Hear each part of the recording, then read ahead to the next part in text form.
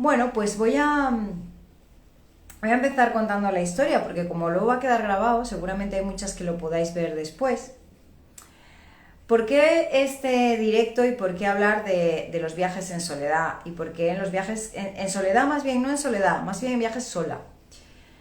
Pues porque el programa Femenina Singular, el canal de Femenina Singular, versa en que las mujeres a partir de los 45 nos sintamos más poderosas, que nos sintamos mejor, que tengamos más poder, y eso versa en muchos pilares de nuestra vida.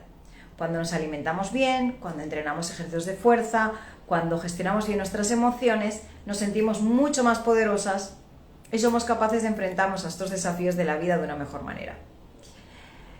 Hacer un viaje sola es un plus. O sea, hacer un viaje sola es una cuestión de cuando regresas te das cuenta de que has sido capaz de hacer tantas cosas, de relacionarte con otras personas, de conseguir comer, dormir, desplazarte de manera autónoma, que cuando vuelves te puedo asegurar que vienes transformada en otra mujer. Yo empecé a viajar sola a los 19 años. A los 19 años empecé a hacer mis primeros viajes y mis primeros pinitos sola. Ahora con 52 he hecho muchos viajes. Y del que os quiero hablar hoy aquí es uno que para mí sería como el viaje iniciático, el viaje que toda mujer sola podría emprender porque es tan fácil como ir del punto A al punto B, no tiene ningún tipo de pérdida. Por un lado vamos a hablar un poco de eso, y en segundo lugar porque es que os puedo asegurar que aunque hagáis un par de etapas del camino, la sensación con la que vais a volver es tan potente que yo siempre digo hacerlo. Al principio da miedo, como digo yo. Al principio da miedo, pero luego cuando te das cuenta de que puedes hacerlo, ya no tienes vuelta atrás. Como me decía una expareja, me dice, me has metido el gusano de los viajes en el cuerpo y ya no lo puedo sacar. ¿Qué sucede con el Camino de Santiago? ¿Y por qué es tan sencillo? Sobre todo las personas que viven aquí en España. Camino de Santiago yo he hecho dos versiones. Yo he hecho el camino francés y he hecho el camino primitivo. El camino no del norte, sino el primitivo que empieza en Oviedo. Lo bueno del Camino de Santiago es que es un río. No tienes nada más que buscar ir de un punto a otro, de una estación a la otra. El camino está totalmente guiado. No te pierdes. Simplemente siguiendo las señales consigues llegar de una ciudad a otra, de un pueblo a otro. Las infraestructuras son maravillosas. Es un viaje muy económico si te lo planteas como viaje económico. Puedes dormir en albergues si quieres dormir en un albergue, puedes dormir en un hotel de superlujo, puedes dormir en una pensión. Yo tenía amigas que me decían que ellas ni de broma dormirían en albergues. Pero cuando viajas sola, el dormir en un albergue es muy potente, porque son núcleos donde te encuentras a muchas personas que van en tu misma situación y están muy abiertas a compartir su experiencia y su vida. Entonces, quitando las incomodidades de compartir los baños o que pueda roncar alguien por la noche o que hagan ruidos en las literas, lo potente de un albergue son las personas. Es la apertura que tienen las personas. Entonces, cuando tú empiezas en la primera etapa, continúas hasta la segunda, pues ya está. O sea, has hecho un trayecto, un día, caminando, sola o acompañada, que ahora hablaremos un poco de ello, pero no tiene ninguna dificultad. O sea, no habría ninguna dificultad. No tenéis que tener miedo que os pase algo en el camino. Podéis caminar sola si queréis, como era mi caso. Yo decía a la gente en los albergues, yo salgo del albergue, me hago la etapa sola y en el albergue me vuelvo a encontrar con quien sea. Nos tomamos una cerveza, charlamos un rato, pero esas horquillas de tiempo para mí yo las quería.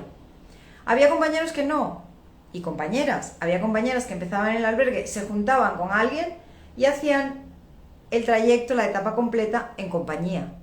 Quiero decir que si tú decides hacer el Camino de Santiago sola, siempre te lo puedo asegurar, va a haber alguien que te acompañe en el viaje si así tú lo quieres.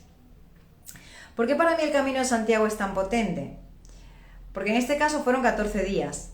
La última vez que yo hice el camino, hola chicas, La última vez que yo hice el camino fue hace 10 años, hice el camino francés, fueron 15 días.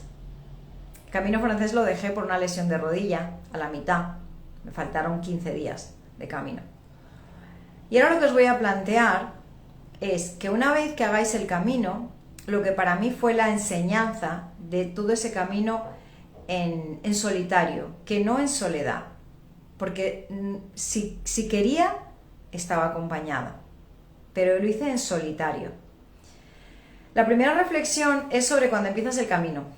Cuando empiezas el camino, yo lo llamo como una generación. Todos empezamos, un montón de personas que empiezan en el mismo lugar el mismo día, a diferentes horas, da igual. Todos empezamos el día 18 de agosto. El 18 de agosto es lo que yo llamo nace una generación.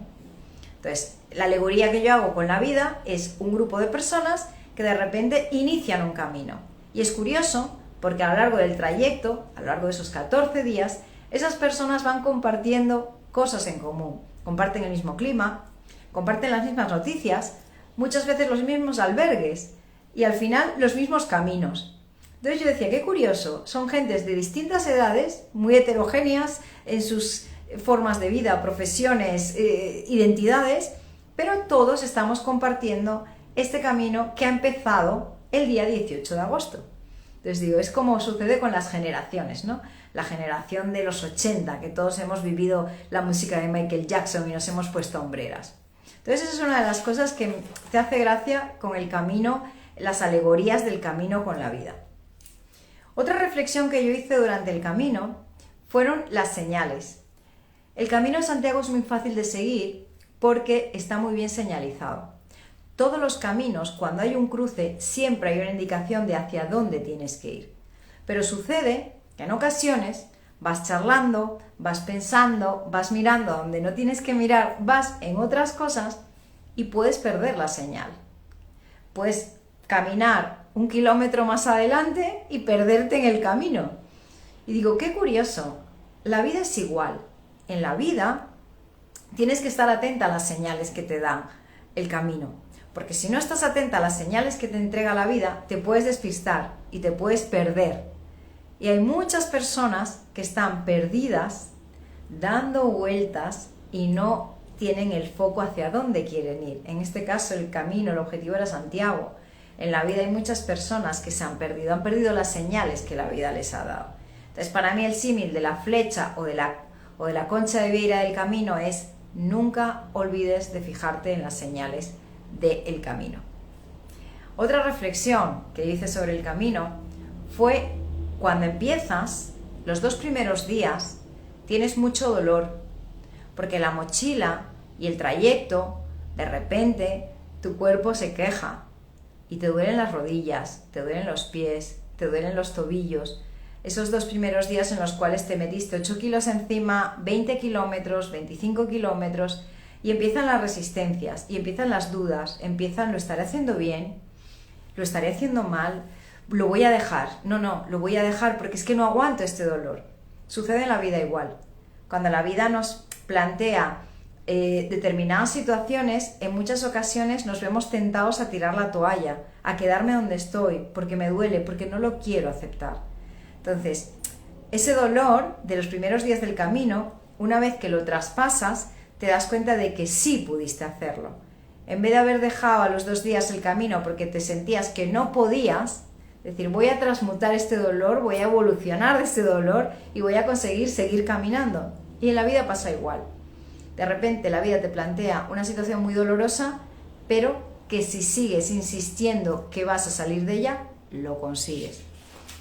Otra reflexión que también hice en el camino fue sobre el peso de el tamaño de las mochilas. Y es un símil con la vida, ¿no? Hay gente que llevaba mochilas enormes, con una cantidad de cosas que ni siquiera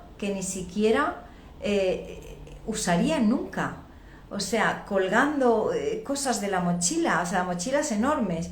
Muchas de esas personas tuvieron que deshacerse de parte de ese equipaje, porque si no, indudablemente no iban a llegar al final del camino, con esa mochila tan pesada, llena de tantas cosas.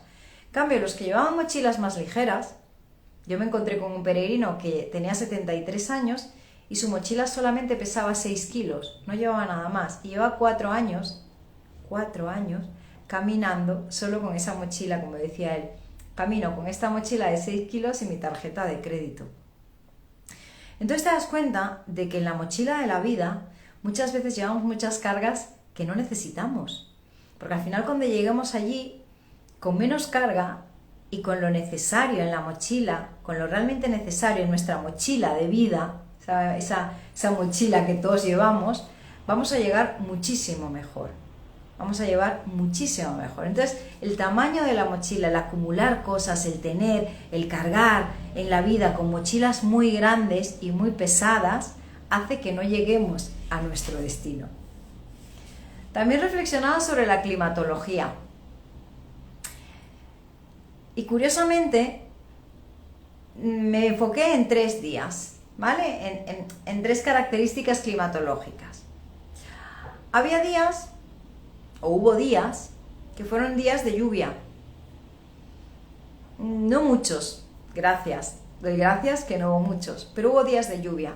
Esos días de lluvia yo los veía igual que cuando todas en la vida tenemos un día de vaya día, que estamos fatal, que estamos hechas polvo, que nos sentimos que como dice, déjame, que me quiero morir. O sea, me quiero morir, me siento fatal. Bueno, pues los días de lluvia son esos días de meterte hacia adentro, de la concha, de bajar la mirada, de encorvarte, ¿no?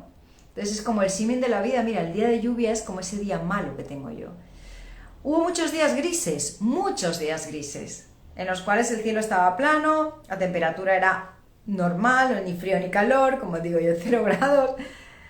Y yo decía, mira, estos son los días de, un día más, un déjà vu. Sin más, como dice una amiga mía, de esos días sin más, tengo un día sin más, como tantos que tenemos, en los cuales pivota la vida en trabajo, casa, niños, pareja, padres, tiquití, trabajo, casa, niña, pareja, tacatá, y al final la vida versa en muchos de esos días grises o con nubes. Pero de repente hubo días de mucho sol, y esos días yo me sentía como qué maravilla, y sonreía a la vida, y digo, qué plenitud. Digo, pues esto me recuerda a esos días que tenemos todos en la vida, todas en la vida, cuando estamos súper felices y es como, ¡guau! ¡Qué día tan maravilloso! Porque todos han salido bien y ha sido un día estupendo porque hemos tenido una celebración o una noticia estupenda o yo me siento pletórica. Entonces la climatología también hice esa alegoría con cómo nos estamos a nivel emocional a lo largo de ese trayecto de la vida. Luego me daba cuenta y reflexionaba sobre la gente que se lesionaba. Hubo gente que se lesionaba y tenía que parar en un albergue y a lo mejor te lo encontrabas a los 2 días porque se había repuesto de su lesión y continuaba. Digo, mira, esta gente es como cuando en la vida tienes compañeros que se enferman. Hay gente que está en el trabajo y tiene una baja por enfermedad y de repente desaparece y vuelve a incorporarse al trabajo 1 año, 2 años, 3 meses, 1 mes después, porque ya se ha recuperado de la enfermedad. Entonces, la gente que se lesiona en el camino a mí me recordaba esas personas, ¿no?, que todos tenemos cerca. Pero en cambio, los que lo abandonaban, aquella gente que tenía una lesión importante o una situación vital o había pasado algo por la razón que fuera y se tenían que marchar del camino, se iban, para mí era como una muerte, como se ha salido ya del camino. O sea, unos están enfermos, como digo, unos se han lesionado, serían como alguien que está enfermo en la vida, pero el que ha dejado el camino es como para mí era una alegoría de la muerte, ¿no? Ya dejo el camino, ya no estoy aquí. Entonces me parecía como muy, muy curiosa esa, ay, fulanito ya se ha ido porque se lesionó o porque le llamaron de su casa que tuvieron un problema familiar y se tuvieron que marchar. Otra circunstancia que también me hizo reflexionar en el camino es la punta de la montaña. Diréis, ¿la punta de la montaña? Sí. Recuerdo una de las etapas, ya no podía más, estaba muy cansada, estaba cansadísima y llegué a la punta de la montaña. Mi pensamiento era que al llegar arriba a la montaña, el siguiente bajón iba a ser el pueblo, pero no. Cuando llegué arriba a la montaña me di cuenta de que había una bajada y un largo camino que no veía el pueblo porque había otra bajada después de una pequeña montaña. Y dije, ¡guau! No me lo puedo creer. Pero luego me di cuenta que el camino de la vida es así. Cuando ya dices, ya llegué, ya lo conseguí, no, pero ¿sabéis qué? No te queda otra. No te queda otra que seguir adelante. Es que no hay más. Tengo que seguir y caminar y continuar en ese camino de la vida. Tengo que continuar hacia adelante. Entonces, aquello de llegar al pico de la montaña pensando que ya has conseguido el objetivo y la vida te dice que no, que todavía tienes que caminar un trozo más, me parece muy revelador. Y me parece que te traslada a esos esfuerzos que todas debemos hacer en el día a día para conseguir nuestros objetivos, ¿no? Lo que queremos. Los amigos del camino, pues son como los amigos de la vida. Vienen y van. Puedes compartir con ellos un ratito o puedes compartir todo el viaje. Y para mí son como las relaciones que gestionamos en el ámbito de la vida. A lo largo del camino me di cuenta de que había personas, como yo, que nos relacionábamos simplemente en los albergues, pero queríamos caminar en solitario. Pedíamos que nos respetasen nuestros espacios de caminar en solitario. Pero luego había gente que necesitaba compañeros de camino. Había algunos que tenían relaciones con compañeros durante 2 etapas y luego se separaban, pero había gente que se juntaba en un grupo y empezaban y estaban los 14 días caminando juntos. Y me llamaba la atención porque digo, esto es igual que en las relaciones que gestionamos en la vida. A lo largo de nuestro camino vital tenemos relaciones que empiezan desde el principio de nuestro camino hasta el final. Como puede ser la relación con nuestros padres, por ejemplo, con nuestros hermanos, que pueden ser del principio al final del camino, al final de cada uno. Pero luego tenemos relaciones como pueden ser con amigos, con parejas, que quizás es un trozo del camino, quizás son más años, menos años, meses, días, semanas, compartimos con otras personas ese trayecto vital. Entonces, para mí, la reflexión de cómo se junta la gente en el camino también es una alegoría de la vida. Y por último, es la llegada a Santiago. Entonces, la llegada a Santiago para mí significa el final del camino.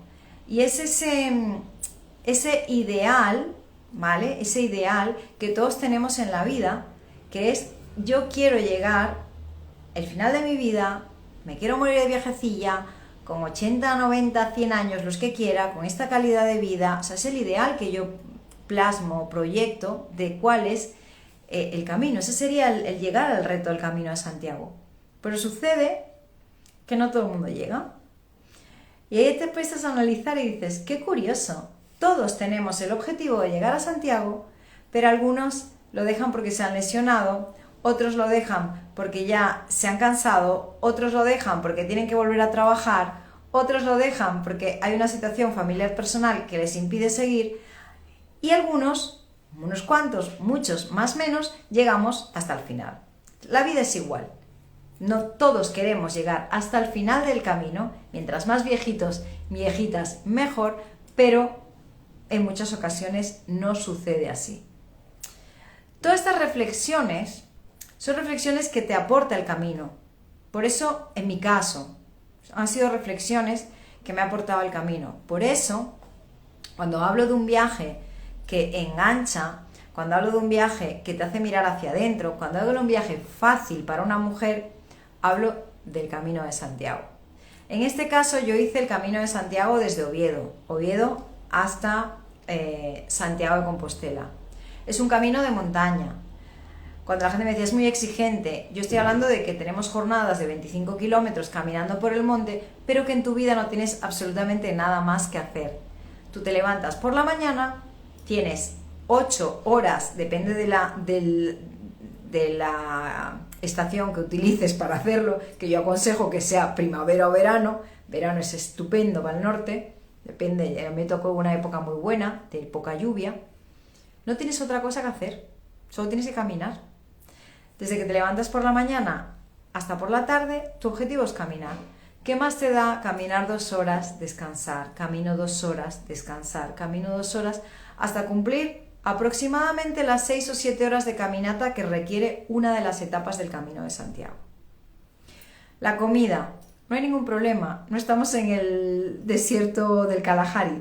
Con lo cual, siempre vas a encontrar una fuente, una persona que en una casa te dé un poco de agua, una tiendita, un bar, un restaurante, un supermercado o hasta incluso un árbol que te encuentras en el camino y te comes una manzana. El peso de la mochila. Estamos hablando de que ahí te das cuenta de lo poco que necesitas en tu vida.